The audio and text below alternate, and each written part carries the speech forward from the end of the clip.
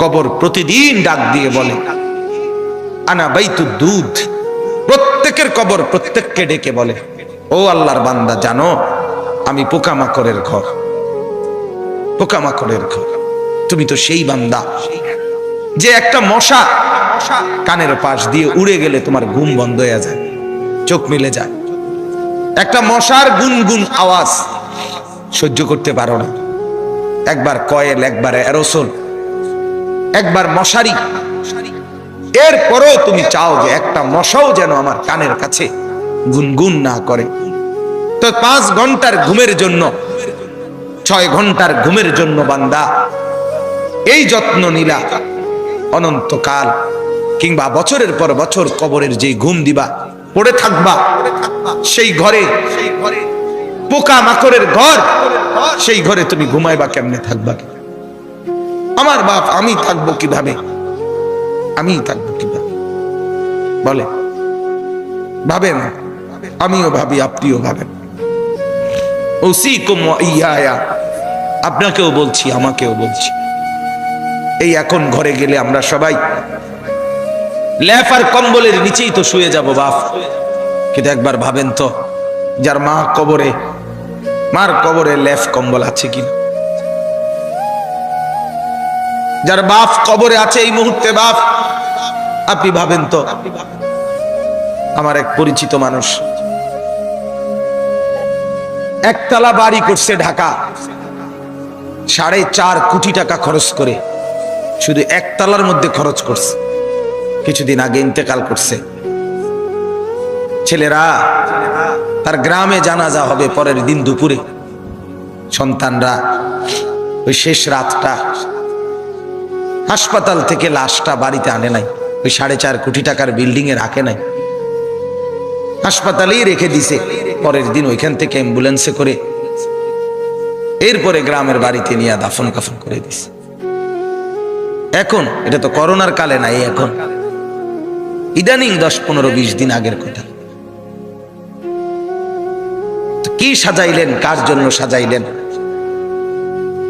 কি বুঝলেন, কি ভাবলেন? আপনি ভাবেন। এজন্য কবর প্রতিদিন বলে, বান্দা তুমি কেমনে থাকবা? অগণিত পোকা মাকড়, অগণিত পোকা মাকড় তোমাকে ঘিরে ধরবে, কেমনে থাকবে? কবর বলে আনা বাইতুল ওয়াহদা, আমি একাকী ঘর, একাকী ঘর। ও আল্লাহর বান্দা, আমি একাকী, ডানে বামে কাউকে পাবা না। পৃথিবীর সবচেয়ে বড় যন্ত্রণার নাম হলো একাকিত্বের যন্ত্রণা, একাকিত্ব। পৃথিবীর সব সম্পদ যদি কারো ঘরে থাকে, সুখের উপকরণ থাকে, কিন্তু স্ত্রী নাই, ছেলে মেয়ে নাই, আপনজন কেউ নাই, ওই ব্যক্তি একাকিত্বের যন্ত্রণার সামনে গোটা পৃথিবীটার সব উপকরণ তার সামনে তুচ্ছ। আল্লাহ তাআলা বলতেছেন, ইরশাদ করছেন সূরা মুলকের 23 নম্বর আয়াত, কুল হুয়াল্লাযী আনশাআকুম। আল্লাহ তাআলা আমাদের প্রিয় নবী সাল্লাল্লাহু আলাইহি ওয়াসাল্লামকে লক্ষ্য করে বলেন, নবী আমার, বন্ধু আমার, আপনি বলে দেন। কাকে বলবেন? আপনার উম্মতকে, আমার বান্দাকে। এরা আপনারও উম্মত, এরা আমারও বান্দা। আমি তো আপনার কাছে নাজিল করে বললামই, এবার আপনিও বলে দেন যে আপনারও কথা এটা। তো যখন আপনার বান্দা, আমার বান্দা বুঝবে যে এই কথাটা আল্লাহরও কথা, আমার রসুলেরও কথা, তো এরপরে তার আর প্রত্যাখ্যান করার সাহস হবে না, হিম্মত হবে না। কারণ আমি প্রত্যাখ্যান করব কেন? আমি মুসলমান, আমি মুমিন, আমি আল্লাহর কথা ফিরিয়ে দেই কিভাবে? আমি রাসূলুল্লাহ সাল্লাল্লাহু আলাইহি সাল্লামের কথা ফিরাইয়া দেই কিভাবে?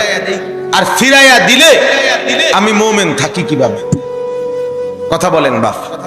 এই পৃথিবীতে ইনসাফের দাবি, বিবেকের দাবি আমরা যারা মুসলমান পরিচয় দেই, আমাদের জিন্দেগীর সবচেয়ে বড় দাবি হলো আমাদের জন্য উচিত আল্লাহ এবং তার রাসূলের কথাকে গ্রহণ করা। কিন্তু বড় আফসোসের ব্যাপার হলো আমি আপনি সবাই সবচেয়ে বেশি প্রত্যাখ্যান করি আল্লাহ এবং রাসূলের কথা। সামান্য থেকে সামান্য ব্যক্তির কথাও এক ডাক্তার বলে দিছে বাঁচতে হলে আর কোনোদিন মিষ্টি খাওয়া যাবে না, 30 বছরের জন্য মিষ্টি খাওয়া ছেড়ে দিছে। এক ডাক্তার বলে দিছে বাঁচতে হলে আর চিনি দিয়ে চা খাওয়া যাবে না, আজীবনের জন্য ছেড়ে দিছে। আমাকে বাঁচতে হবে। তাহলে আপনাকে যদি শুধু হায়াতে বাঁচতে হয়, আপনাকে তো জাহান্নাম থেকেও বাঁচতে হবে। কথা বলেন না কেন? দুনিয়াতে যেরকম আপনি চাচ্ছেন আমাকে বাঁচতেই হবে, অতএব কষ্ট হলেও মিষ্টি খানা ছেড়ে দিলাম, চিনি খাওয়া ছেড়ে দিলাম, তা আপনি কষ্ট হলেও আপনাকে তো জাহান্নামের আগুন থেকেও বাঁচতে হবে বাপ। তো সেই জাহান্নামের আগুন থেকে বাঁচতে হলে আল্লাহ এবং তার রসুলের নিষেধগুলোও তো ছেড়ে দেওয়া উচিত, গুনাহ তো ছেড়ে দেওয়া উচিত বাপ। আফসোসের বিষয়, একই ব্যক্তি নিজের এই সাইড বোঝে, ওই সাইড বোঝে না। এটা কি বোকা? এটা তো বোকা ছাড়া আর কিছু না বাপ। আল্লাহ তাআলা বলেন, বান্দা তোমরা তো ভালোই বুঝেছ দুনিয়ার জীবনের উপরের অংশ, কিন্তু তোমরা ভুলে তো গেছো তোমাদের আখিরাত। আখিরাত আমি বলি অনেক সময় উদাহরণ দিয়ে, এই যে এই কাগজটা 4 কালারের, এটার এই পৃষ্ঠাটার মধ্যে দেখেন তো অনেক ডিজাইন করছে, অনেক ডিজাইন, 4 কালারের ডিজাইন, চমৎকার করে এই পিঠ সাজাইছে। কিন্তু এই পিঠ খালি, এই পিঠেতে কোনো কিছুই না, সাজগোজ। তো আল্লাহ তাআলা যেন বলছে, বান্দা মাটির উপরে তোমার যেই ঘর, সেই ঘর তো খুব সুন্দরভাবে সাজাইলা, ইট বালু সিমেন্ট, ময়মনসিংহ থেকে বালু আনছো, সিলেট থেকে পাথর আনছো, 1 নাম্বার ইট 1 নাম্বার বালু, এরপরে টাইলস, এরপরে খাট পালং sofa furniture, fridge AC, dining table, চায়ের কাপ, কাচের প্লেট, লবণের বাটি, অত্যাধুনিক সাজে পুরা ঘরটা সুন্দর করে সাজিয়েছ। বান্দা এই পিঠ তো খুব সাজাইলা, তো তুমি কি জানো মাটির নিচে তোমার আরেকটা ঘর আছে, সেই ঘরের নাম তো কবর। আমার বান্দা, আল্লাহ যেন বলছে, আমার বান্দা মাটির নিচের ওই ঘর, সে ঘর সাজাইবা না, সেটাও তো তোমারই ঘর। কি ভাই, শেষ বেলায় আমার বাপ, আমার ভাই, আমার বন্ধু, রাত অনেক হয়েছে, আমি ইচ্ছে থাকলেও লম্বা করতে পারবো না ভাই, আমারও ফিরে যাইতে হবে, কুমিল্লা ক্যান্টনমেন্ট যাইতে হবে। আমি আজকে গত শুক্রবারে বের হয়েছি, এখনো পথে পথে আছি, বাসায় যাই নাই, আজকে 5-6 দিন। তো আমি বলতে চাচ্ছি আপনাকে এই কথা, মাটির নিচের ওই ঘর, সেটা আপনারই ঘর, সেটা আমারই ঘর বাপ। সে ঘর সাজাবেন না, সে ঘরে এভাবে ভুলে গেলেন, এভাবে ভুলে গেলেন।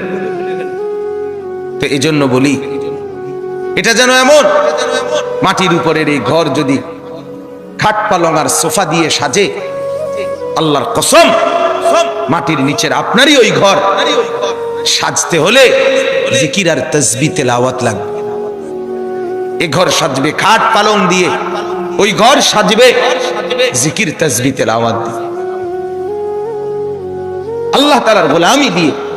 প্রতিটা সেজদা ওই ঘর সাজিয়ে দেবে, প্রতিটা জিকির ওই ঘর সাজিয়ে দেবে, প্রত্যেকটা বন্দেগী আপনার কবরের ঘর সাজিয়ে দেবে। কবর প্রতিদিন ডাক দিয়ে বলে, আনা বাইতুদ দুধ।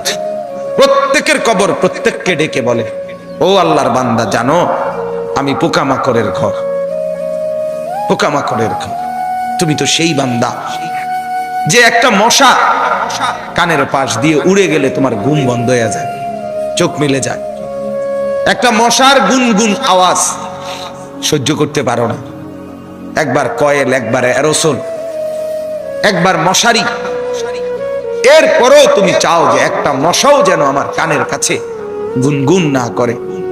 তো 5 ঘন্টার ঘুমের জন্য, 6 ঘন্টার ঘুমের জন্য বান্দা এই যত্ন নিলা, অনন্তকাল কিংবা বছরের পর বছর কবরের যে ঘুম দিবা, পড়ে থাকবা, সেই ঘরে পোকা মাকড়ের ঘর, সেই ঘরে তুমি ঘুমাইবা কেমনে, থাকবা? আমার বাপ, আমি থাকবো কিভাবে? আমি থাকবো কিভাবে বলে? ভাবেন, আমিও ভাবি, আপনিও ভাবেন। ওসিকুম ওয়া ইয়া, আপনাকেও বলছি, আমাকেও বলছি। এই এখন ঘরে গেলে আমরা সবাই ল্যাপ আর কম্বলের নিচেই তো শুয়ে যাব বাপ। কিন্তু একবার ভাবেন তো, যার মা কবরে, মার কবরে ল্যাপ কম্বল আছে কিনা? যার বাপ কবরে আছে এই মুহূর্তে, বাপ আপনি ভাবেন তো। আমার এক পরিচিত মানুষ একতলা বাড়ি করছে ঢাকা, 4.5 কোটি টাকা খরচ করে, শুধু একতলার মধ্যে খরচ করছে। কিছুদিন আগে ইন্তেকাল করছে। ছেলেরা, তার গ্রামে জানাজা হবে পরের দিন দুপুরে। সন্তানরা ওই শেষ রাতটা হাসপাতাল থেকে লাশটা বাড়িতে আনে নাই, ওই 4.5 কোটি টাকার বিল্ডিং এ রাখে নাই, হাসপাতালেই রেখে দিছে। পরের দিন ওইখান থেকে অ্যাম্বুলেন্সে করে এরপরে গ্রামের বাড়িতে নিয়ে দাফন কাফন করে দিছে। এখন এটা তো করোনার কালে নাই, এখন ইদানিং 10-15-20 দিন আগের কথা। কি সাজাইলেন, কার জন্য সাজাইলেন, কি বুঝলেন, কি ভাবলেন? আপনি ভাবেন। এজন্য কবর প্রতিদিন বলে, বান্দা তুমি কেমনে থাকবা? অগণিত পোকা মাকড়, অগণিত পোকা মাকড় তোমাকে ঘিরে ধরবে, কেমনে থাকবা? কবর বলে, আনা বাইতুল ওয়াহদা, আমি একাকী ঘর, একাকী ঘর। ও আল্লাহর বান্দা, আমি একাকী, ডানে বামে কাউকে পাবা না। পৃথিবীর সবচেয়ে বড় যন্ত্রণার নাম হলো একাকিত্বের যন্ত্রণা। কবর প্রতিদিন ডাক দিয়ে বলে, আনা বাইতুদ দুধ। প্রত্যেকের কবর প্রত্যেককে ডেকে বলে, ও আল্লাহর বান্দা, জানো আমি পোকামাকড়ের ঘর, পোকামাকড়ের ঘর। তুমি তো সেই বান্দা যে একটা মশা কানের পাশ দিয়ে উড়ে গেলে তোমার ঘুম বন্ধ হয়ে যায়, চোখ মিলে যায়। একটা মশার গুনগুন আওয়াজ সহ্য করতে পারো না। একবার কয়েল, একবার অ্যারোসোল, একবার মশারি, এরপরও তুমি চাও যে একটা মশাও যেন আমার কানের কাছে গুনগুন না করে। তো 5 ঘন্টার ঘুমের জন্য, 6 ঘন্টার ঘুমের জন্য বান্দা এই যত্ন নিলা, অনন্তকাল কিংবা বছরের পর বছর কবরের যে ঘুম দিবা, পড়ে থাকবা সেই ঘরে, পোকা মাকড়ের ঘর, সেই ঘরে তুমি ঘুমাইবা কেমনে, থাকবা? আমার বাপ, আমি থাকবো কিভাবে? আমি থাকবো কিভাবে বলে? ভাবেন, আমিও ভাবি, আপনিও ভাবেন। ওসিকুম ওয়া ইয়া, আপনাকেও বলছি, আমাকেও বলছি। এই এখন ঘরে গেলে আমরা সবাই ল্যাপ আর কম্বলের নিচেই তো শুয়ে যাব বাপ। কিন্তু একবার ভাবেন তো, যার মা কবরে, মার কবরে ল্যাপ কম্বল আছে কিনা? যার বাপ কবরে আছে এই মুহূর্তে, বাপ আপনি ভাবেন তো। আমার এক পরিচিত মানুষ একতলা বাড়ি করছে ঢাকা, 4.5 কোটি টাকা খরচ করে, শুধু একতলার মধ্যে খরচ করছে। কিছুদিন আগে ইন্তেকাল করছে। ছেলেরা, তার গ্রামে জানাজা হবে পরের দিন দুপুরে। সন্তানরা ওই শেষ রাতটা হাসপাতাল থেকে লাশটা বাড়িতে আনে নাই, ওই 4.5 কোটি টাকার বিল্ডিং এ রাখে নাই, হাসপাতালেই রেখে দিছে। পরের দিন ওইখান থেকে অ্যাম্বুলেন্সে করে এরপরে গ্রামের বাড়িতে নিয়ে দাফন কাফন করে দিছে। এখন এটা তো করোনার কালে নাই, এখন ইদানিং 10-15-20 দিন আগের কথা। কি সাজাইলেন, কার জন্য সাজাইলেন, কি বুঝলেন, কি ভাবলেন? আপনি ভাবেন। এজন্য কবর প্রতিদিন বলে, বান্দা তুমি কেমনে থাকবা? অগণিত পোকা মাকড়, অগণিত পোকা মাকড় তোমাকে ঘিরে ধরবে, কেমনে থাকবে? কবর বলে, আনা বাইতুল ওয়াহদা, আমি একাকী ঘর, একাকী ঘর। ও আল্লাহর বান্দা, আমি একাকী, ডানে বামে কাউকে পাবা না। পৃথিবীর সবচেয়ে বড় যন্ত্রণার নাম হলো একাকিত্বের যন্ত্রণা। একাকিত্ব। পৃথিবীর সব সম্পদ যদি কারো ঘরে থাকে, সুখের উপকরণ থাকে, কিন্তু স্ত্রী নাই, ছেলে মেয়ে নাই, আপনজন কেউ নাই, ওই ব্যক্তি একাকিত্বের যন্ত্রণার সামনে গোটা পৃথিবীটার সব উপকরণ তার সামনে তুচ্ছ। আল্লাহ তাআলা বলতেছেন, ইরশাদ করছেন সূরা মুলকের 23 নম্বর আয়াত, কুল হুয়াল্লাযী আনশাআকুম। আল্লাহ তাআলা আমাদের প্রিয় নবী সাল্লাল্লাহু আলাইহি ওয়াসাল্লামকে লক্ষ্য করে বলেন, নবী আমার, বন্ধু আমার, আপনি বলে দেন। কাকে বলবেন? আপনার উম্মতকে, আমার বান্দাকে। এরা আপনারও উম্মত, এরা আমারও বান্দা। আমি তো আপনার কাছে নাজিল করে বললামই, এবার আপনিও বলে দেন যে আপনারও কথা এটা। তো যখন আপনার বান্দা, আমার বান্দা বুঝবে যে এই কথাটা আল্লাহরও কথা, আমার রসুলেরও কথা, তো এরপরে তার আর প্রত্যাখ্যান করার সাহস হবে না, হিম্মত হবে না। কারণ আমি প্রত্যাখ্যান করব কেন? আমি মুসলমান, আমি মুমিন, আমি আল্লাহর কথা ফিরিয়ে দেই কিভাবে? আমি রাসূলুল্লাহ সাল্লাল্লাহু আলাইহি সাল্লামের কথা ফিরাইয়া দেই কিভাবে? আর ফিরাইয়া দিলে আমি মুমিন থাকি কিভাবে? কথা বলেন বাপ। এই পৃথিবীতে ইনসাফের দাবি, বিবেকের দাবি আমরা যারা মুসলমান পরিচয় দেই, আমাদের জিন্দেগীর সবচেয়ে বড় দাবি হলো আমাদের জন্য উচিত আল্লাহ এবং তার রাসূলের কথাকে গ্রহণ করা। কিন্তু বড় আফসোসের ব্যাপার হলো আমি আপনি সবাই সবচেয়ে বেশি প্রত্যাখ্যান করি আল্লাহ এবং রাসূলের কথা। সামান্য থেকে সামান্য ব্যক্তির কথাও এক ডাক্তার বলে দিছে বাঁচতে হলে আর কোনোদিন মিষ্টি খাওয়া যাবে না, 30 বছরের জন্য মিষ্টি খাওয়া ছেড়ে দিছে। এক ডাক্তার বলে দিছে বাঁচতে হলে আর চিনি দিয়ে চা খাওয়া যাবে না, আজীবনের জন্য ছেড়ে দিছে। আমাকে বাঁচতে হবে। তাহলে আপনাকে যদি শুধু হায়াতে বাঁচতে হয়, আপনাকে তো জাহান্নাম থেকেও বাঁচতে হবে। কথা বলেন না কেন? দুনিয়াতে যেরকম আপনি চাচ্ছেন আমাকে বাঁচতেই হবে, অতএব কষ্ট হলেও মিষ্টি খানা ছেড়ে দিলাম, চিনি খাওয়া ছেড়ে দিলাম, তা আপনি কষ্ট হলেও আপনাকে তো জাহান্নামের আগুন থেকেও বাঁচতে হবে বাপ। তো সেই জাহান্নামের আগুন থেকে বাঁচতে হলে আল্লাহ এবং তার রাসূলের নিষেধগুলোও তো ছেড়ে দেওয়া উচিত, গুনাহ তো ছেড়ে দেওয়া উচিত বাপ। আফসোসের বিষয়, একই ব্যক্তি নিজের এই সাইড বোঝে, ওই সাইড বোঝে না। এটা কি বোকা? এটা তো বোকা ছাড়া আর কিছু না বাপ। আল্লাহ তাআলা বলেন, বান্দা তোমরা তো ভালোই বুঝেছ দুনিয়ার জীবনের উপরের অংশ, কিন্তু তোমরা ভুলে তো গেছো তোমাদের আখিরাত। আখিরাত আমি বলি অনেক সময় উদাহরণ দিয়ে, এই যে এই কাগজটা 4 কালারের, এটার এই পৃষ্ঠাটার মধ্যে দেখেন তো অনেক ডিজাইন করছে, অনেক ডিজাইন, 4 কালারের ডিজাইন, চমৎকার করে এই পিঠ সাজাইছে। কিন্তু এই পিঠ খালি, এই পিঠেতে কোনো কিছুই না, সাজগোজ।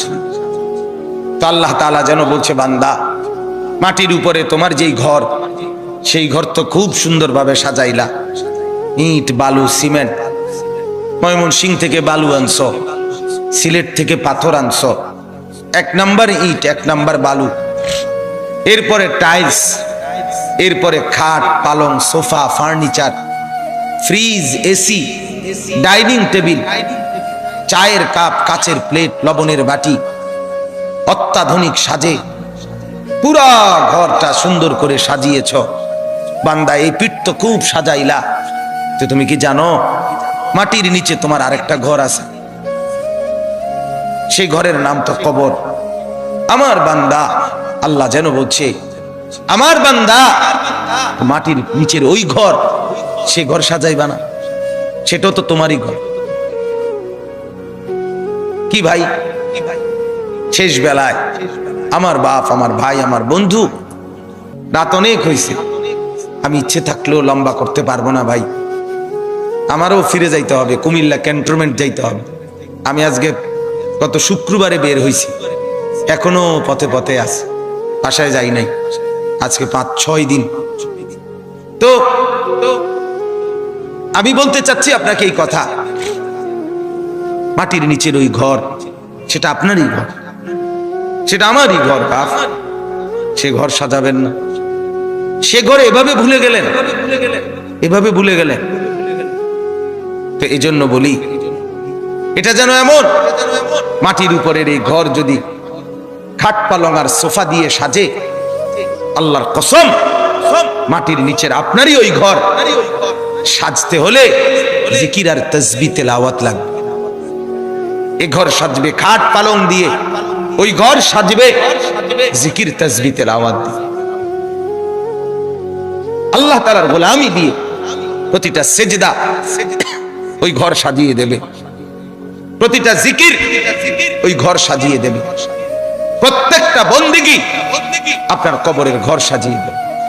কবর প্রতিদিন ডাক দিয়ে বলে আনা বাইতুদ দুধ, প্রত্যেকের কবর প্রত্যেককে ডেকে বলে, ও আল্লাহর বান্দা জানো আমি পোকামাকড়ের ঘর, পোকামাকড়ের ঘর।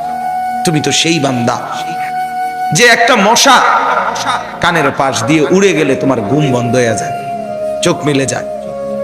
একটা মশার গুনগুন আওয়াজ সহ্য করতে পারো না, একবার কয়েল, একবার অ্যারোসোল, একবার মশারি, এরপরও তুমি চাও যে একটা মশাও যেন আমার কানের কাছে গুনগুন না করে।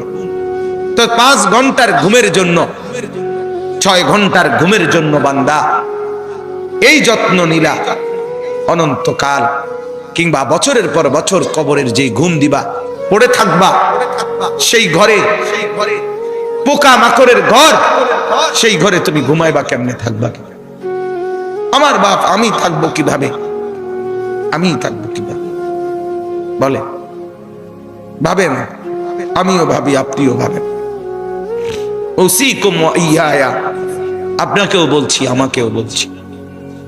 এই এখন ঘরে গেলে আমরা সবাই ল্যাপ আর কম্বলের নিচেই তো শুয়ে যাব বাপ, কিন্তু একবার ভাবেন তো, যার মা কবরে, মার কবরে ল্যাপ কম্বল আছে কিনা?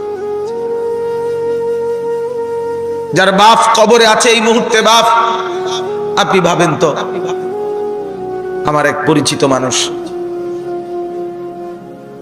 একতলা বাড়ি করছে ঢাকা, 4.5 কোটি টাকা খরচ করে, শুধু একতলার মধ্যে খরচ করছে। কিছুদিন আগে ইন্তেকাল করছে। ছেলেরা, তার গ্রামে জানাজা হবে পরের দিন দুপুরে। সন্তানরা ওই শেষ রাতটা হাসপাতাল থেকে লাশটা বাড়িতে আনে নাই, ওই 4.5 কোটি টাকার বিল্ডিং এ রাখে নাই, হাসপাতালেই রেখে দিছে। পরের দিন ওইখান থেকে অ্যাম্বুলেন্সে করে এরপরে গ্রামের বাড়িতে নিয়ে দাফন কাফন করে দিছে। এখন এটা তো করোনার কালে নাই, এখন ইদানিং 10-15-20 দিন আগের কথা। কি সাজাইলেন, কার জন্য সাজাইলেন, কি বুঝলেন, কি ভাবলেন? আপনি ভাবেন। এজন্য কবর প্রতিদিন বলে, বান্দা তুমি কেমনে থাকবা? অগণিত পোকা মাকড়, অগণিত পোকা মাকড় তোমাকে ঘিরে ধরবে, কেমনে থাকবা?